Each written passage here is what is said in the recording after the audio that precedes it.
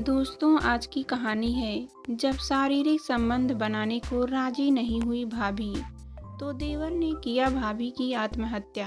कहानी पसंद आए तो वीडियो को लाइक एवं सब्सक्राइब जरूर करना। बात 15 सितंबर 2021 की है। उस दिन सुरेंद्र को मजदूरी में और दिन की तुलना में कुछ अधिक पैसे मिल गए थे, जिससे वह बेहद खुश हो गया था। इस खुशी में वह सीधे शराब के ठेके पर जा पहुंचा। 2 दिन से उसे तलब लगी हुई थी। उसने सूखे कंठ को जी भर कर गीला करने की लालसा पूरी कर ली थी। फिर लड़खड़ाते कदमों से किसी तरह अपने मिट्टी और फूस पराली के बने कच्चे घर टपरे पर जा पहुंचा था।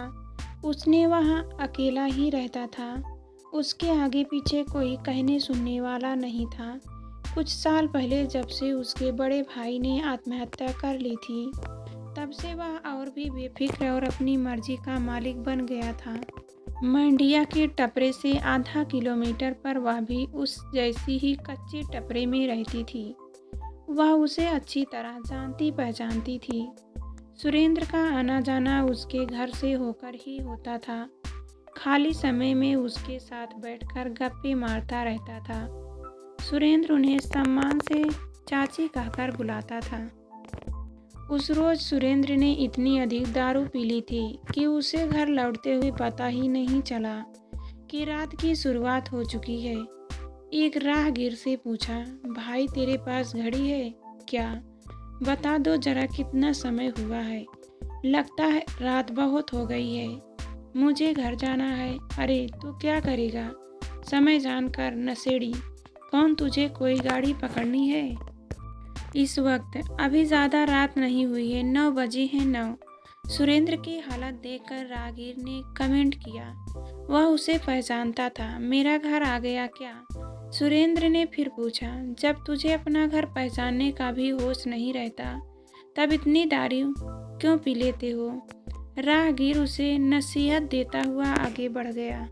सुरेंद्र अपने लड़खड़ाते कदमों से बुदबुदाने लगा। लगता है मेरा घर आ गया, लेकिन यहाँ ढोर मवेशी किसने बांध दी? जरूर किसी की कारतस्तानी होगी।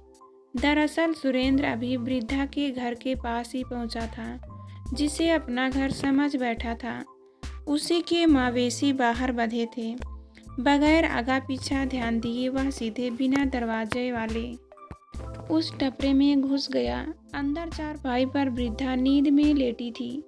दिए की धीमी रोशनी में उसकी नज़र औरत के अस्त व्यस्त कपड़ों पर गई। उसके भीतर वासना का आह्वान जाग उठा। उस महिला को वह चाची कहकर बुलाता था। उसकी चारपाई पर जा बैठा। कामुक नजरों से निहारने लगा। वह कच्ची नींद में थी। इसी बीच हलचल से वह जाग गई। जागते ही पूछ बैठी, कौन है भाई? अरे धीरे बोल, मैं हूँ मडिया। सुरेंद्र ने कहा, बेटा इतनी रात गए क्यों आया है? कोई बात है का? वृद्धा ने सवाल किया। भाभी, रात को अकेली औरत के पास कोई मर्द क्यों आता है? समझ जा। सुरेंद्र का इतना कहना था कि विधवा गुस्से में बोल पड़ी। उसने चारपाई पर नजदीक बैठे सुरेंद्र को धकेल दिया। क्या बोला भाभी? मैं तेरे भाभी लगती हूँ। जरा भी लाज शर्म है या नहीं? तूने दारू पी रखी है। नशे में कुछ भी बक देगा, कुछ भी करेगा। अभी तुझे बताती हूँ। इसी के साथ विधवा गुस्से में तेजी से चारपाई से उठी। तुरंत चारपाई के नीचे से डंडा निकालकर तान दिया। सामने सिर पर डंडे और विधवा के तमतमाए चेहरे को देखकर सुरेंद्र का आधा नशा उतर चुका था। उसका गुस्सा कम होने के बजाय बढ़ता ही जा रहा था। फिरती हुई बोली, तुम्हारी हिम्मत कैसे हुई रात को मेरे घर में घुसने की? ठहर, अभी मैं अपने देवर को फोन कर बुलाती हूँ। वही तुम्हारी अच्छी तरह से मरम्मत करेगा। गुस्से में दहाड़ती विधवा का विरोध देखकर सुरेंद्र की सिटी पट्टी गुम हो गई। जैसे तैसे कर वह विधवा के चुंगल से छूटा और वहां से भागने को हुआ, इस डर से कहीं विधवा अपने देवर को फोन ना कर दे। चारपाई पर सिहरने रखा। उसका मोबाइल ही लेकर भाग गया। मोबाइल लेकर भागता देख विधवा भी उसके पीछे दौड़ी। लेकिन जब तक सुरेंद्र ने अपने घर की ओर दौड़ लगा दी और अंधेरे में गुम हो गया था। भागता हुआ सुरेंद्र अपने घर आ गया था। रात को खटका सुनकर उसकी माँ जाग गई। पिता बंसीलाल नींद में खर्राटे भर रहे थे। माँ ने देर रात आने पर डांटा तो उसने बताया कि वह एक दोस्त के घर गया हुआ था और फिर वह चारपाई पर जाकर पसर गया, लेकिन उसे नींद नहीं आ रही थी। एक तरफ विधवा का गुस्सा बार बार ध्यान में आ रहा था, दूसरी तरफ लेटी अवस्था में उसके अस्त व्यस्त कपड़े में झांकती देह का दृश्य झिलमिलाता हुआ एक दूसरे में गड़मड़ हो रहे थे। उसने जैसे ही आंखें बंद की तो दिमाग में फिर वासना का कीड़ा कुलबुलाने लगा। सोचने लगा, अगर थोड़ी शक्ति दिखाता तो शायद उसके कब्जे में आ जाती, आत्मसमर्पण कर देती। इसी विचार से वह बिस्तर से उठा और फिर से विधवा के घर की ओर चल पड़ा। दूसरी तरफ विधवा अपना मोबाइल लेने के लिए बदहौस हालत में नजदीक रह रहे अपने देवर बनवारी मेघवाल के घर जा पहुंची। भाभी की हालत देखकर बनवारी चौंका। भाभी, इतनी रात गए क्यों आई हो? विधवा ने सिलसिलेवार ढंग से सारा वाकया सुनाया। इसी के साथ उसने बताया कि मडिया उसका फोन लेकर भाग गया है। बनवारी बोला, भाभी आप यहीं अपनी देवरानी के साथ सो जाओ, सुबह मडिया की खबर लूँगा, मोबाइल भी उससे लूँगा। नहीं भैया, मेरे घर पशु बंधे हैं, इसलिए अपने घर पर ही जाकर सोऊंगी, विधवा बोली। थोड़ी देर में विधवा अपने घर आ गई। सुरेंद्र पहले से ही उसके घर में आकर छिपा हुआ था। वह जैसे ही बिछौने पर लेटने को हुई, सुरेंद्र ने उसे दबोच लिया। महिला ने सुरेंद्र की पकड़ से बचने की कोशिश की, लेकिन उसकी हवस का शिकार होने से नहीं बच पाई। किसी तरह सुरेंद्र के कब्जे से मुक्त हुई। तब उसने लात मारकर उसे जमीन पर गिरा दिया। सुरेंद्र ने पास पड़ी प्लास्टिक की रस्सी महिला के गले में डाल दी। विधवा अपना बचाव नहीं कर पाई, जबकि सुरेंद्र ने पूरी ताकत से रस्सी को खींच दिया। कुछ पल में ही महिला की मौत हो गई।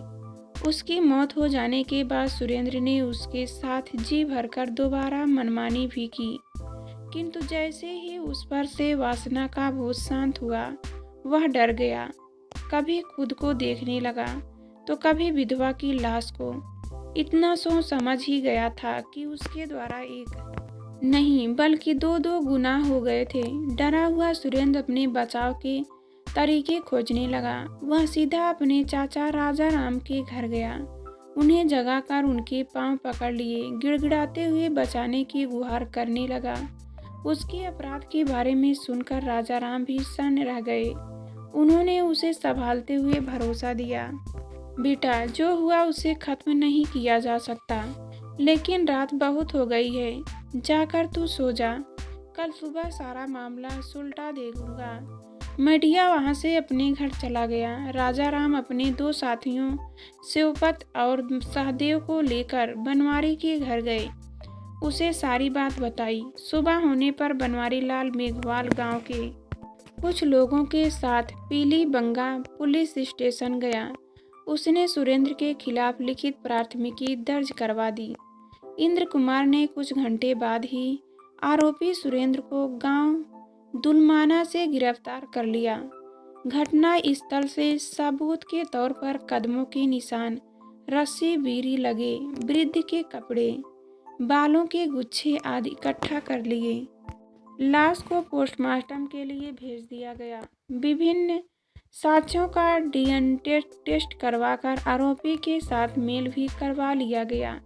इस लंबी प्रक्रिया को पूरी करने में पुलिस ने तत्परता दिखाते हुए 7 दिनों में केस की चार्जशीट तैयार कर अदालत में दाखिल कर दी। हनुमानगढ़ जिला मुख्यालय स्थित सत्र न्यायालय में 29 नवंबर 2021 को काफ़ी गहमागहमी थी। सबकी निगाहें उस फैसले पर टिकी थी, जिसके लिए साक्ष्यों और गवाहों से संबंधित दस्तावेज काफ़ी कम समय में जुट लिए गए थे। लोगों को आश्चर्य इस बात को लेकर था कि रेप और हत्या के इस मामले का फैसला काफ़ी कम समय में आने वाला है। जिसे मात्र 74 दिन पहले ही अदालत में दाखिल किया गया था। सब कुछ समय से हो रहा था। पुलिस गाड़ी अभियुक्त सुरेंद्र उर्फ मडिया को जिला जेल लेकर अदालत पहुंच गई थी। वहां उसे अस्थायी अभियुक्त बैरक में बंद कर दिया गया था। पुलिस बरामदे में सुस्ताने लगी थी। कुछ समय में ही जिला न्यायाधीश संजीव मागो अदालत पहुंच गए थे। वह अपने चैम्बर से निकलकर न्याय की कुर्सी पर जा बैठे थे। अदालत की कार्रवाई शुरू हो चुकी थी। पेशकार के कहने पर हरकारे ने सुरेंद्र बनाम स्टेट की आवाज़ लगा दी थी।